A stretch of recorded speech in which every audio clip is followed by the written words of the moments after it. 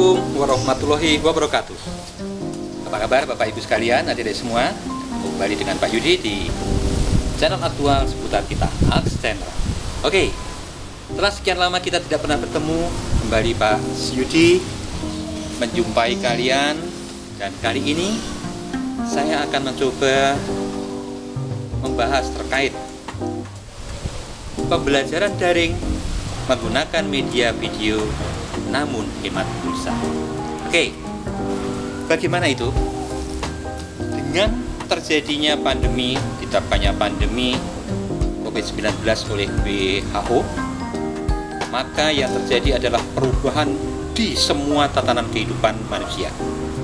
Perubahan yang demikian drastis, dari yang semula tidak terpikirkan, mau tidak mau harus terlaksana. Pun sama di dunia pendidikan. Bapak Ibu yang tadinya biasa mengajar secara luring, secara luar jaringan, langsung di depan kelas, sekarang mau tidak mau harus melakukan pembelajaran dengan cara daring. Ada beberapa kesulitan, permasalahan yang muncul. Ya, penguasaan IT, yang mempersiapkan materi pelajarannya untuk bisa dikomunikasikan ke siswa, dan sebagainya. Salah satu hal adalah pembelajaran daring. Mau tidak mau, suka tidak suka, yang paling efektif adalah menggunakan media video dan yang disiarkan secara online.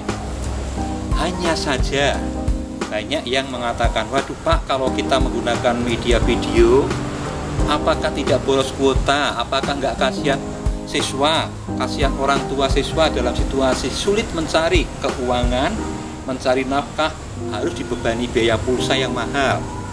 Siswa pun demikian, setiap kali mendapatkan materi dalam bentuk video, file video, mereka bingung, mereka ragu untuk membuka. Karena apa? Jangan-jangan nanti boros pulsanya, jangan-jangan nanti kuota saya cepat habis, jangan-jangan kalau kehabisan kuota saya tidak bisa ikut pelajaran berikutnya. Oke, semua itu memang benar. Menggunakan media video memang boros kuota jika kita tidak tahu caranya atau setting kita salah. Ya, Bapak Ibu mungkin akan menggunakan video share video menggunakan WA, filenya dimasukkan di WA, di share, siswa suruh membuka. Tentu ini boros. Borosnya bagaimana? Ada beberapa pemborosan yang terjadi. Pemborosan yang pertama adalah Bapak Ibu upload butuh kuota yang besar, tergantung dari berapa panjang video dan berapa resolusi yang digunakan. Yang kedua, butuh penyimpanan, pun demikian siswa membuka video yang Bapak Ibu share, itu nanti akan mengunduh, butuh kuota, kemudian menyimpan dalam HP, juga butuh space yang tidak kecil. Tentu pemborosan yang bertubi-tubi. Bapak Ibu menggunakan aplikasi lain, katakan menggunakan Google Classroom, Bapak Ibu bisa menggunakan share video, menggunakan Office 365 sama. Nah, memang cara itu cukup boros. Namun ada cara yang demikian mudah, yakni menitipkan file video kita di channel YouTube. Nah, banyak manfaat, banyak keunggulan yang bisa kita dapat dengan kita menitipkan video kita di channel YouTube. Yang pertama, mudah dalam mengupload. Yang kedua, kita bisa men-setting besaran atau resolusi yang kita gunakan. Kemudian juga kita tidak dibebani untuk menyimpan file yang cukup besar. Nah, ini mari kita coba hitung-hitungan bagaimana cara kita men-share video di YouTube, bagaimana kita men-setting agar kebutuhan kuotanya relatif kecil, dan bagaimana kemudahan-kemudahannya didapat dari situ. Bapak Ibu men-share video Bapak Ibu katakan di Google Classroom, maka yang bisa membuka hanya siswa-siswi Bapak Ibu sekalian. Bapak Ibu men-share-nya di WA, yang bisa membuka adalah orang-orang yang ada di grup WA Bapak Ibu sekalian. Tapi kalau Bapak Ibu men-share-nya di YouTube, maka yang bisa melihat adalah seluruh dunia. Adalah ya, bukan hanya siswa kita merasa bahwa materi video yang Bapak Ibu unggah itu penting, maka akan digunakan oleh banyak orang. dari itu, kalau Bapak Ibu ternyata channelnya banyak dikunjungi oleh banyak orang, Bapak Ibu daftarkan di AdSense, ada fulus, ada fee yang bisa kita ambil. Besarnya berapa? Kalau Bapak Ibu melihat Mas Atta Halilintar, Mbak Ria Ricis, mereka penghasilan bisa sampai miliaran hanya dari channel YouTube. Kenapa kita nggak bisa? Oke, bagaimana perhitungannya? Mari kita coba lihat komputer kita. Saya sudah membuat hitung-hitungan, tabel perhitungan berapa sih kuota yang dibutuhkan untuk kita membuka channel di YouTube. Silakan buka komputer. Saya telah membuat tabel perhitungan kebutuhan kuota internet untuk nonton video di YouTube. Di sini ada kolom resolusi. Apa itu resolusi? Resolusi adalah tingkat ketajaman gambar. Semakin tinggi angka resolusinya, maka semakin tajam, semakin jernih gambar yang ditampilkan. Ukurannya adalah pixel. Nah, ini di bawah ini ada resolusi dengan ukuran 1080 dan yang rendah 144 pixel. Kolom berikutnya adalah kebutuhan kecepatan internet atau biasa disebut dengan bandwidth. Nah, bandwidth ini ukurannya atau satuannya menggunakan megabyte per second atau kilobyte per second. 1 megabyte per second sama dengan 1000 kilobyte per second. Nah, ini yang menentukan cepat lambatnya sebuah video bisa kita akses. Nah, semakin besar bandwidth yang kita punya, maka semakin cepat bisa kita mengunduh atau mengakses sebuah video. Nah, Bapak Ibu mungkin adik-adik sekalian sering mengalami internet kita lola atau sering mengalami video kita terpotong-potong, terhenti-henti. Baru jalan berapa detik berhenti. Kemudian ada lingkaran memutar bertuliskan loading. Jalan berapa detik lagi terhenti. Kenapa? Karena besaran bandwidth yang kita punyai tidak sebanding dengan resolusi yang kita buka, resolusi video atau gambar yang kita buka. Resolusi semakin tinggi, bandwidth semakin kecil, maka ya semakin lola internet kita tonton. Sebaliknya, resolusi semakin rendah sementara bandwidthnya semakin tinggi, maka tanpa ada hambatan. Nah, ini terkait dengan kaitan resolusi dan bandwidth atau kecepatan internet. Kemudian ada hitungan lagi berupa kolom kebutuhan kuota nonton video di YouTube. Dalam 1 menit berapa, dalam 1 jam berapa. Untuk resolusi 1080 pixel, kita membutuhkan kecepatan internet atau bandwidth paling tidak 3,77 MB per second. Nah, itu dalam 1 menit akan mengkonsumsi kuota sebanyak 15,96 MB. Kalau 1 jam berarti ya kisarannya antara 1,2 GB sampai 1,4 GB. Artinya, kalau kalian punya 1 GB, belum sampai 1 jam sudah habis. Kalau kalian punya 10 GB, paling hanya bisa dipakai untuk nonton selama 7,7 jam. Nah, begitu seterusnya. Kalau resolusinya 720, kemudian bandwidthnya dibutuhkan adalah 3 MB, 1 menitnya butuh kuota sebesar 8,57 MB, 1 jamnya butuh antara 800 MB sampai 900 MB. Nah, lama waktu nonton dengan kuota 1 GB adalah sekitar 1,18 jam. 1 jam seperempat ya paling ya. Atau kalau dalam ukuran 10 GB, maka kebutuhan yang dibutuhkan adalah 11,80 jam. Nah, begitu seterusnya. 4,80, maka kebutuhan internetnya sekian. Kemudian 360, kebutuhan internetnya sekian, bandwidthnya, dan seterusnya. Kebutuhan 144 pixel, kebutuhan kecepatan internetnya cukup 80 kbps. Artinya kalau internet kalian agak lola, agak lola pakai 144 pixel, maka relatif lancar. Kebutuhan kuotanya berapa dalam 1 menit? Cukup 0,68 MB, tidak sampai 1 MB. Kemudian dalam 1 jam hanya dibutuhkan 70 MB.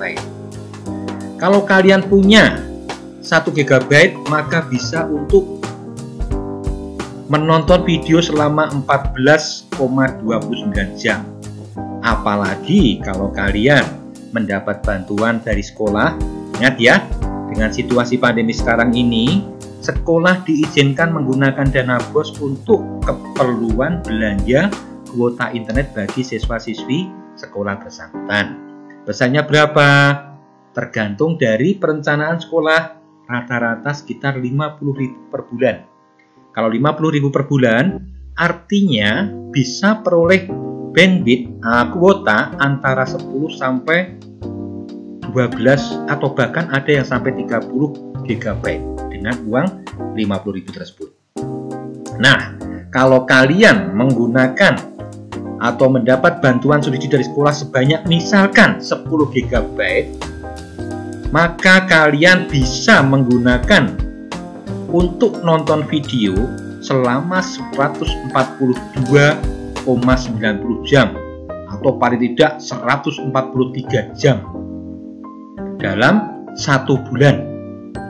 Nah, 142 atau 143 jam ini kalau untuk video, nonton video pembelajaran, kira-kira berapa lamanya? Kalau dihitung untuk SMA itu ada 5 hari belajar. 1 harinya sekitar 6 jam, 6 sampai 7 jam. Berarti kalau 1 bulan 5 kali 4 dalam 1 bulan berarti 20 kalau seharinya butuh nonton video selama 6 jam dari jam 7 sampai jam 2 siang kalian nonton video dari YouTube, maka hanya dibutuhkan kuota sekitar 120 jam, masih ada sisa sekitar 23 jam untuk nonton video. Nah, itu kan tentu amat sangat bermanfaat sekali. Dan yang utama lagi, bandwidth atau kuota yang kalian dapat, kalian miliki, jika sudah lewat 1 bulan tidak digunakan, maka akan hangus. Kalian punya 10 GB, dalam 1 bulan hanya digunakan 5 GB. Yang 5 GB sampai hari ter-30 akan secara otomatis dihapus. Rugi besar. Karenanya, adik-adik sekalian, jangan takut, jangan ragu untuk nonton video di YouTube dalam proses belajar mengajar. Kenapa? Karena kita bisa mengatur, men-setting bagaimana caranya agar kita hemat dalam penggunaan pulsa. Jangan menggunakan resolusi 1080, tentu ini boros. 10 GB hanya cukup untuk 7,7 jam. Tapi settinglah menggunakan resolusi 144 pixel, itu bisa sampai 142,90 jam. Nah, perbedaannya bagaimana? Kalau kalian menggunakan laptop atau menggunakan komputer desktop, setting dari 1080 pixel diganti menjadi 144 pixel memang tampak perubahan yang cukup drastis. Namun, masih bisa ditonton, suara juga masih cukup bagus. Nah, apalagi kalau kalian menggunakan HP, setting dari 1080 dirubah ke setting 144 pixel, resolusinya kayaknya perubahannya sedikit sekali. Kenapa? Karena layar HP relatif kecil, sehingga pixelnya bisa dipadatkan, sehingga gambar tidak akan terpengaruh banyak. Perubahan memang berubah. Nanti saya contohkan. Oke, lalu bagaimana cara menyeting tampilan video kalian, YouTube kalian menjadi 144. Ini yang akan saya jelaskan, baik itu setting di komputer desktop atau laptop dan juga setting di HP Android kalian. Oke, mari kita lihat tampilan berikut ini. Oke, pertama-tama kita buka browser kita. Saya biasa menggunakan Google Chrome, maka saya buka Google Chrome. Kemudian kita buka YouTube kita. Saya akan membuka channel saya. Kemudian saya akan membuka salah satu video yang pernah saya unggah. Nah, setelah video kita terbuka, langkah berikutnya adalah klik setelan. Kemudian ketemu kualitas kita. Ada otomatis, maka yang masuk adalah sesuai dengan bandwidth yang kita miliki. Ini misalnya saya kemudian untuk memilih paling hemat, maka klik 144 pixel. Ini adalah yang paling hemat internet, namun resolusi gambar agak berkurang.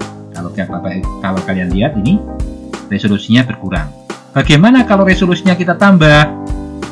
Katakan menjadi 480, maka relatif lebih jernih. Apalagi kalau menggunakan kualitas yang jauh lebih tinggi lagi.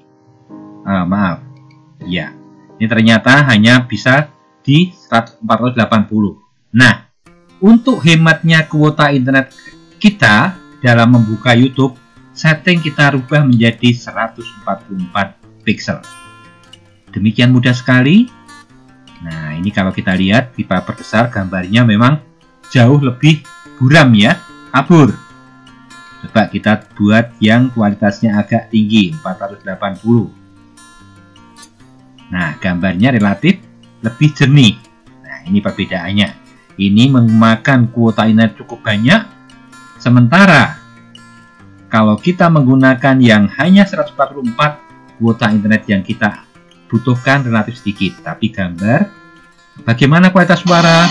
Kualitas suara tidak ada perubahan.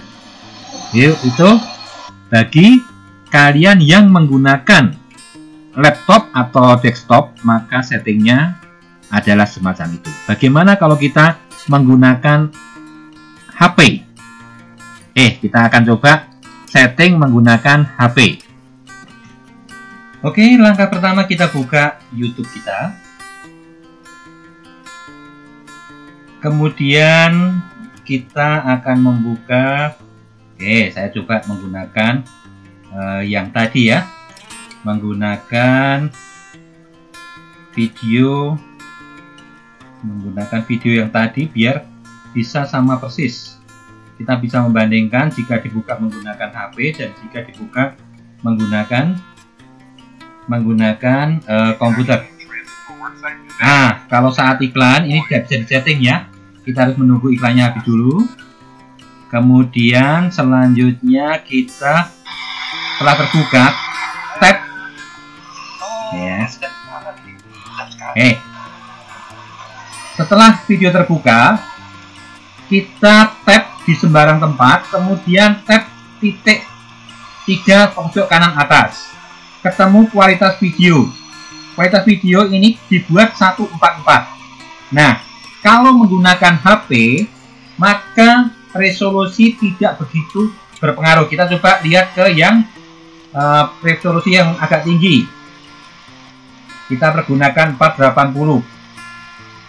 Memang ada perubahan, namun tidak nampak perubahan tersebut.